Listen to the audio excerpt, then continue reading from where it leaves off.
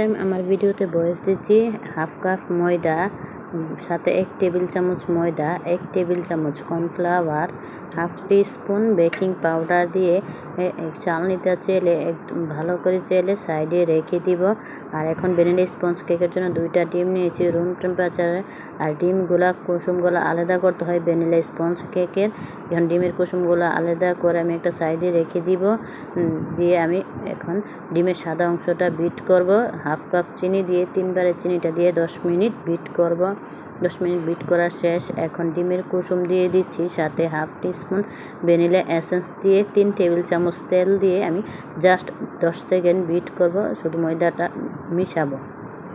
10 second bit করে এখন আমি 3 টেবিল চামচ তেল দিয়ে দিচ্ছি। দিয়ে আমি ময়দাটা আস্তে আস্তে দিয়ে আমি মিশাবো। মিশিয়ে আমি 6 ইঞ্চি মোল্ডে বেক করব।